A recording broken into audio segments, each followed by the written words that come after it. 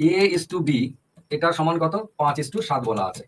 আবার B is to C এটা সমান বলা আছে 6:11।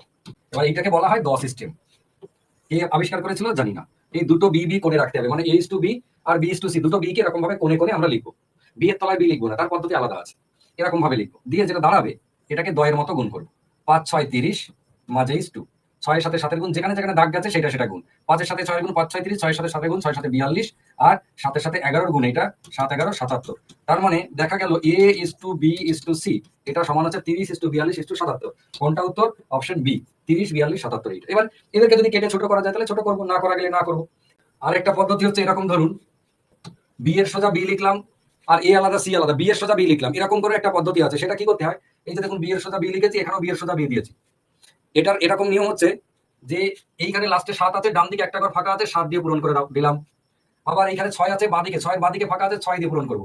মানে লাস্টে 7 ফাঁকা ঘরে ওই 7 যদি দুটো ঘর ফাঁকা থাকতো 7 7 বসাতাম, তিনটে ঘর ফাঁকা থাকলে তিনটেই 7 বসাতাম। এদিকে 6 এর বাঁদিকে একটা ঘর ফাঁকা আছে, 6 বসিয়েছি, দুটো ঘর ফাঁকা থাকে দুবার দু জায়গাতেই 6 বসাতাম। এটা হচ্ছে এইরকম পদ্ধতি। এবারে সোজাসুজি গুণ, 5 6 30 লিখলাম, 6 7 42 লিখলাম, 7 11 77 লিখলাম। সব ওপর নিচে গুণ করে দেখুন 30 42 77 কোনটা, এই যে 30 42 77, এখানেও 30 42 77। এটা হচ্ছে গ্যাপ পূরণের কথা বলে, যাকে তার সোজা লিখে দেবো, বাকিগুলোতে ওইভাবে পূরণ করে দেবো। ঠিক আছে। নেক্সট পদ্ধতি হচ্ছে এইখান থেকে এবিসি এর অপশন টেস্ট করা।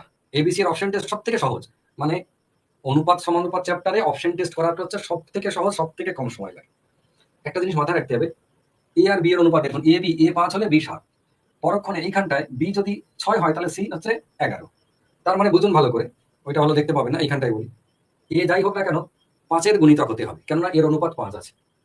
বি যাই হোক না কেন 7 এবং 6 দুজনার একসাথে গুণিতক হতে হবে, কেননা বি ওইখানে 7 অনুপাত, এইখানে 6 অনুপাত। তার মানে এটা নির্ণয় করা যায় যে বি 7-এর সাথেও গুণিতক, আবার 6-এর সাথেও গুণিতক। দুজন 5 করে একসাথে, শুধু 7 বা শুধু 6 নয়, 6 7 দুজন হয়। আর সি হচ্ছে 11-এর গুণিতক হবে। এবার আপনি এই অপশনগুলোর মধ্যে যে কোনো একজনকে টার্গেট করুন। আপনি যদি বলেন এ কে টার্গেট করবো, এ হচ্ছে 5-এর গুণিতক হতে হবে, বলুন তো এদের মধ্যে কোন অপশনটা 5-এর গুণিতক? এইটা প্রথমটা 5-এর গুণিতক, উত্তর হতে পারে। এটা 5-এর গুণিতক, উত্তর হতে পারে। তার মানে 5-এর গুণিতক 5-এর গুণিতক হতে পারে, এও 5-এর গুণিতক। তাহলে 5-এর গুণিতক দিয়ে আমরা আলাদা করতে পারলাম না উত্তর, সবাই 5-এর গুণিতক। যদি আবার বলি আমি সি এর গুণিতক বার করবো, তাহলে সিটা সমান কত? সি হচ্ছে 11 বলেছে, তাহলে 66, হ্যাঁ 11 গুণিতক, 77, হ্যাঁ 11 গুণিতক, 42, 11 গুণিতক নয়। তার মানে আমরা অপশন সিটাকে কেটে দিলাম, থাকলো এ আর বি। এ আর সি কে চেক করে অপশন এ আর বি কে আটকে রাখতে পারলাম, ডি তো দরকার নেই, সি খারিজ হয়ে গেল। আর বি কে চেক করবো, বি 6 এবং 7 দুজনেরই গুণিতক, তাহলে 6 আর 7-এর গুণিতক, এই যে এ হচ্ছে 7-এর গুণিতক, 6 এর নয়, তাহলে অপশন এ কাটা। 42 6-এর গুণিতক, 7-এর গুণিতক, তাহলে এটাই হচ্ছে ফাইনাল উত্তর।